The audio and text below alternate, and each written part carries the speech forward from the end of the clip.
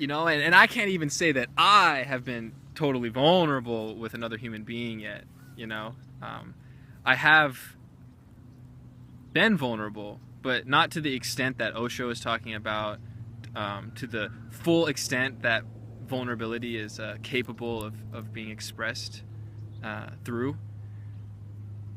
I still struggle with that too, you know, even though my heart is awakening and it is widening and it is opening, and vulnerability is allowing me to do this.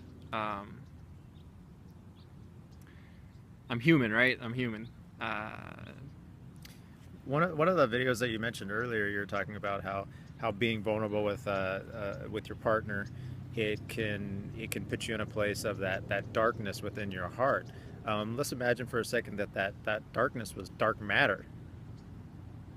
One of the things that I like to say is that when I'm willing to have my heart broken so it can expand, because a lot of times you may date that certain person that makes you appreciate the final person that you become connected with, because you got some things there, it helped you out and everything, but it's like, even though it sounds a little harsh, it's building towards you having a context of, this is what a bad relationship's like. I understand this is a good one. Instead of like, yeah, I'm not going to be looking for something else, because I know what this is, because this is something that I didn't even know I was looking for until I was in a bunch of bad situations. Yes, and I would like to read a poem about this very issue. We'll put some music on while he's getting it out.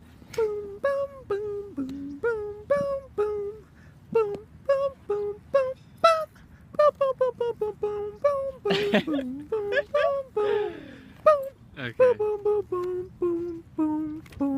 Look at that, was perfect timing. Almost. Now I have to find here it is.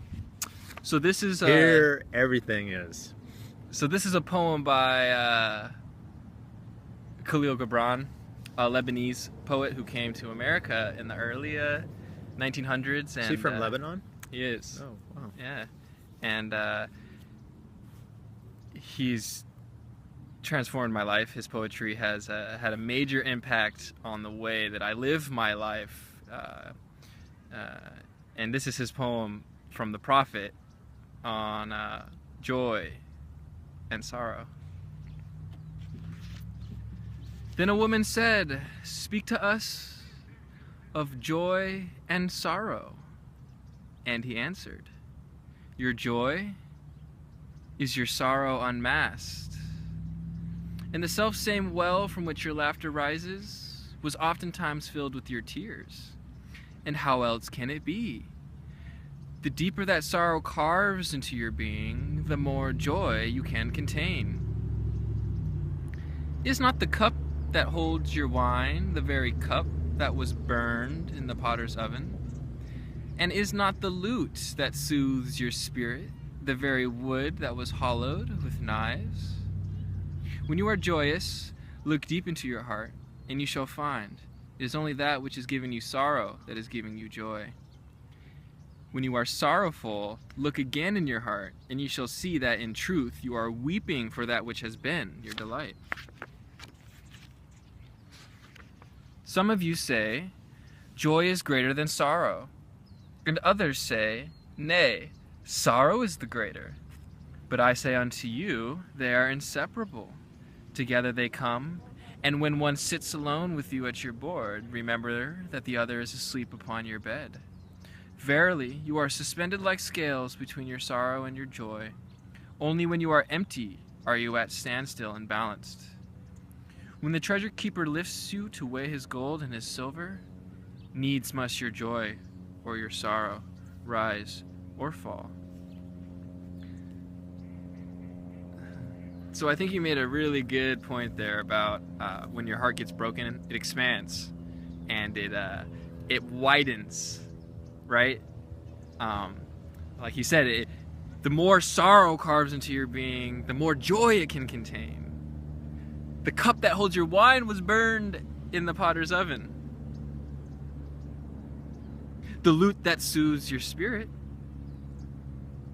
was hollowed with knives.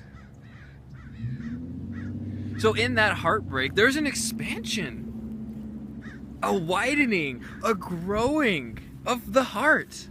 So now it can contain so much joy, so much beauty, and share that, you know? It becomes so colorful, an infinite lotus unfolding. And with each heartbreak, another petal, another petal. So I think that's a really good point. It's something that I've also been experiencing myself, you know? And vulnerability can lead, and tenderness can lead to heartbreak. But it also, in being so tender and being vulnerable, or beginning to be vulnerable, like I'm beginning to be vulnerable with people in a more deep sort of way in interpersonal relationships. It gives you courage. It gives you courage. And Cornel West said, courage is the enabling virtue of any philosopher or any human being. Courage to think, courage to love, courage to live. So, if in my seeking to make love with life, if I get hurt, if my heart gets broken, bring on the pain. As long as I get to experience life in its multi-dimensional depths, and I'm not afraid to do so because of my tender heart and because of its vulnerability and its rawness. And to abide in that and sit with that and express that and be transparent to that. This is the practice. That's the practice. That's the practice. And it's not easy. It's not easy. It's not easy. Because the moments unfold so rapidly.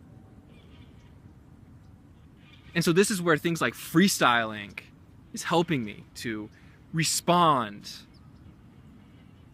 spontaneously to this unfoldment and to continue to be vulnerable and not allow for my attachment to a desired end or an attachment to remaining comfortable influence the way that I express the rawness of my heart. And I've gone through a lot of struggles with this. I used to get very down on myself when I felt I wasn't being vulnerable enough with someone who I was experiencing a deep interpersonal relationship with. And that's another thing I learned is being gentle. Gentle with this tenderness, you know? We're only human, and we've all experienced what we've experienced, and they've shaped our how we act today. And it takes time to grow and evolve. The tree is not sprouting in a day. There's a tree over there. It takes many, many moons for the tree to be what it is. And so that is all that I have to say on that. Nice.